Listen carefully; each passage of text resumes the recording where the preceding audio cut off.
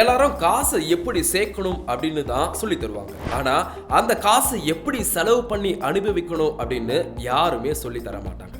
இது D accumulation strategy அப்படின்னு சொல்லுவோம். 60 வயசுல 1 கோடி ரூபாய் கையில இருக்கும். ஆனா அதை செலவு பண்ண பயந்துகிட்டே கஞ்சத்தனமா வாழறவங்க நிறைய பேர் இருக்காங்க. ரிட்டையர்மெண்ட் பிளானிங்ல சேர்க்கிறது எவ்வளவு முக்கியமோ அதை அனுபவிக்கிறது அதை விட முக்கியம். ரிட்டையர்மெண்ட்ல ஒரு பெரிய தப்பு என்ன அப்படின்னா, எல்லா காசையும் ஒரே இடத்துல வச்சுக்கிட்டு மாசம் எடுக்கிறது. அதுக்கு பதிலா பக்கெட் ஸ்ட்ராட்டஜி ஃபாலோ பண்ணுங்க. முதல் 5 வருஷம் செலவுக்கு ஒரு பக்கெட், அதாவது எஃப்டி இல்லனா சேவிங்ஸ். அடுத்த 10 வருஷத்துக்கு ஒரு பக்கெட், அதாவது டெபிட் ஃபண்ட்ஸ். அதுக்கப்புறம் உங்க காலத்துக்கு ஒரு பக்கெட் ஈக்விட்டி. இதனால மார்க்கெட் இறங்கினாலும் உங்க அன்றாட செலவு பாதிக்கவே படாது, நிம்மதியா தூக்கமும் வரும். அப்புறம் ஹெல்த் ஸ்பேன்.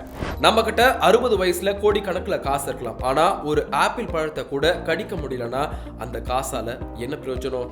அதனால உங்க 30ல இருந்து 40 வயசுக்குள்ளவே உங்க ஹெல்த் மேல இன்வெஸ்ட் பண்ணுங்க. நல்ல சாப்பாடு, எக்ஸசைஸ், இதுதான் உங்க ரிட்டையர்மெண்ட் காலத்துல ஹாஸ்பிட்டல் செலவை குறைச்சி உங்க காசை உண்மையிலேயே உங்களுக்கு பயன்பட வைக்கும். ஃபைனலா டை வித் ஜீரோ அப்படின்ற ஒரு தத்துவத்தை பத்தி யோசிங்க. உங்க கடமை எல்லாமே முடிஞ்சதுக்கு அப்புறம் உங்க காசை உங்களுக்காகவே, உங்க சந்தோஷத்துக்காகவும் செலவு பண்ணுங்க.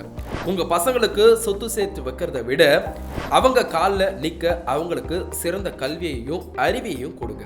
நீங்க கஷ்டப்பட்டு சம்பாதிச்ச காசை நீங்க உயிரோட இருக்கும் போதே அர்த்தமுள்ள விஷயங்களுக்கு செலவு பண்ணுங்க. இந்த வீடியோ உங்களுக்கு யூஸ்ஃபுல்லா இருந்தா மறக்காம உங்க ஃபேமிலி அண்ட் ஃப்ரெண்ட்ஸ்க்கு ஷேர் பண்ணுங்க.